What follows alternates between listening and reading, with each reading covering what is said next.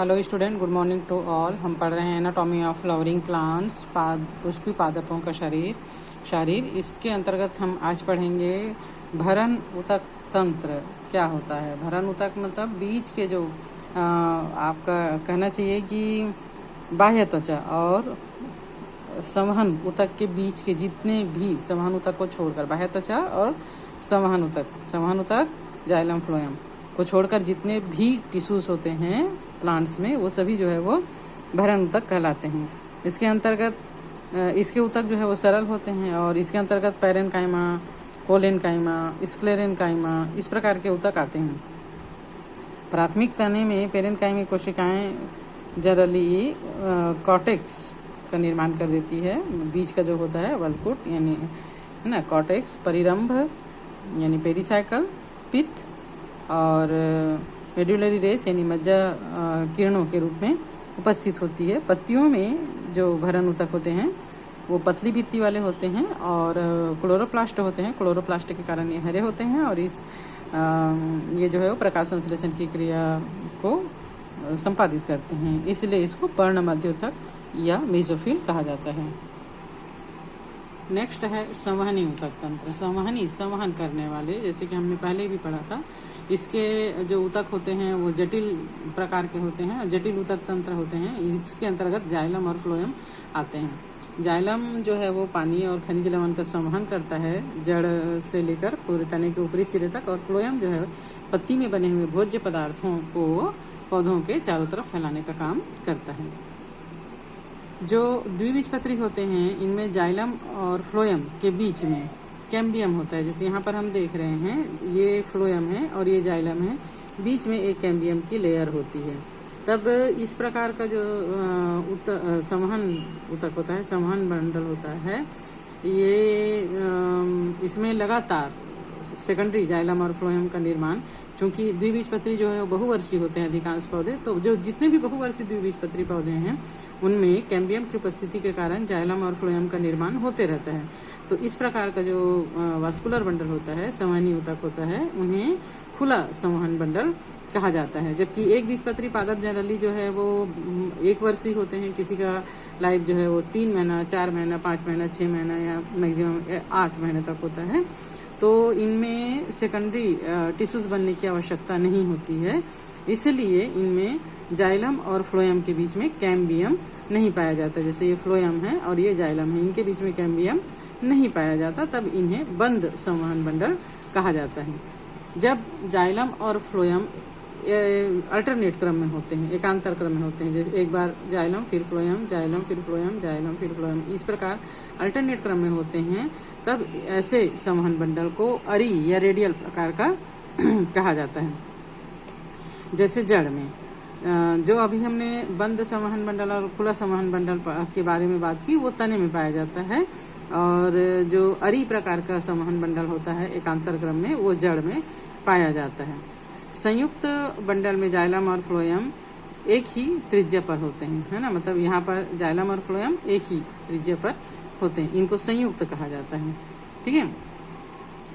और तने में, है ना, पत्तियों में संयुक्त संवहन बंडल पाया जाता है और प्रायः फ्लोएम जाइलम के बाहर की ओर स्थित होता है। जाइलम जो है वो केंद्र की ओर, सेंटर की ओर, और फ्लोएम जो है वो बाहर मैक्सिमम में होता है। वैसे कुछ अपवाद भी होते हैं जिसमें जाइलम बाहर की ओर, फ्लोएम अंदर की ओर, या जो फ्लोएम है उसके अंदर जाइलम, या जाइलम अंदर और फ्लोएम बाहर, इस प्रकार का भी विन्यास पाया जाता है। ठीक है। अब हम पढ़ेंगे द्विबीजपत्री और एक बीजपत्री पादपों का शरीर मतलब अंदर की जो संरचना है उसकी कैसी होती है।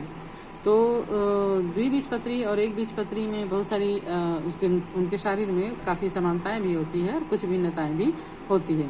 मूल तने और पत्ती में ऊतक की संरचना का भली भांति अध्ययन करने के लिए पौधों के इन भागों का परिपक्व अनुप्रस्थ काट का अध्ययन करना चाहिए हमेशा। जो मैच्योर पौधे होते हैं उन्हीं के जड़, तना, पत्ती का अध्ययन हमको इसके लिए करना चाहिए।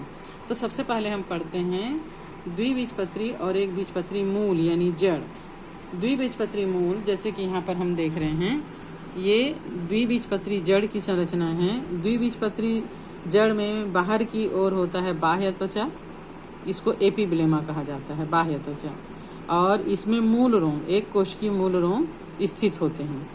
ठीक है। अब इसके अंदर की जो त्वचा होती है वह वल्कुट या कॉर्टेक्स कहलाती है। इसके अंदर वास्कुलर बंडल होता है। वास्कुलर बंडल में सबसे बाहर का जो लेयर होता है वो एंडोडर्मिस कहलाता है, अंतः त्वचा कहलाता है। ये वाला जो भाग है वो अंतः त्वचा कहलाता है। अंतः त्वचा के अंदर जाइलम और फ्लोएम एकांतर क्रम में, ये जाइलम है, यहाँ पर ये फ्लोएम है। ठीक है, ये जाइलम है, ये फ्लोएम है, जाइलम फ्लोएम, जाइलम और फ्लोएम, इस प्रकार एकांतर क्रम में होता है। और इनके बीच का जो जितने भी टिश्यूज हैं वो भरण ऊतक कहलाते हैं। जाइलम और फ्लोएम की स्थिति हम देख रहे हैं। यहाँ पर जो प्रोटोजाइलम है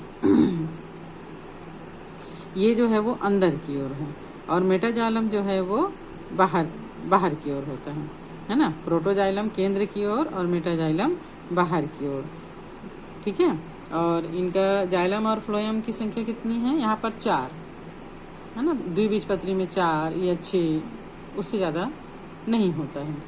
एक बीजपत्री में भी बाहर का जो स्किन है वो बाह्य त्वचा या एपिब्लेमा, इसमें मूल रोम हो सकते हैं कोशिकी या नहीं भी हो सकते हैं, होंगे भी तो बहुत कम होते हैं। ठीक है। इसके अंदर का जो भाग है वो वल्कुट या कॉर्टेक्स, फिर वास्कुलर बंडल का सबसे बाहर का भाग अंतः त्वचा एंडोडर्मिस, एंडोडर्मिस के अंदर xylem phloem, xylem phloem, xylem phloem एकांतर क्रम में है। यहाँ भी हम देख रहे हैं प्रोटोजाइलम जो है वो केंद्र की ओर है और मेटाजाइलम जो है वो बाहर की ओर है। जो शुरू में जाइलम बनते हैं वो केंद्र की ओर, जब बाद में जाइलम बनते हैं वो परिधि की ओर होते हैं। बीच का जो भाग है पित्त, ये इसमें है ना, ये बीच का जो भाग है यहाँ भी दोनों क्या कहलाते हैं? पित्त कहलाता है। तो दोनों में, लेकिन यहाँ पर जाइलम की संख्या जो है वो, एक द्विबीजपत्री में हमने देखे थे 4 ही जाइलम हैं, 4 ही वास्कुलर बंडल है। इसमें जाइलम कितना है? 1 2 3 4 5 6 7 8, तो 6 या 6 से ज़्यादा होता है वास्कुलर बंडल यानी जाइलम और फ्लोएम। ठीक है। तो दोनों का समानता और अंतर देखें, एक बीजपत्री और द्विबीजपत्री में दोनों में बाह्य त्वचा होता है, इसमें मूल रोम ज़्यादा होता है, इसमें मूल रोम कम होता है, कॉर्टेक्स होता है। अंतः त्वचा के अंदर वास्कुलर बंडल अरी क्रम में रेडियल विन्यास में होता है। और तो ये तो हो गया समानता। और अंतर की बात करें तो द्विबीजपत्री में जाइलम और फ्लोएम की संख्या कम होती है, 6 तक है ना, 2 से लेके 6 तक होता है। जबकि एक बीजपत्री में जाइलम और फ्लोएम की संख्या जो है वो 6 या 6 से ज़्यादा होता है। और इसका जो पित्त है वो कम विकसित होता है, इसका पित्त जो है वो अधिक विकसित होता है।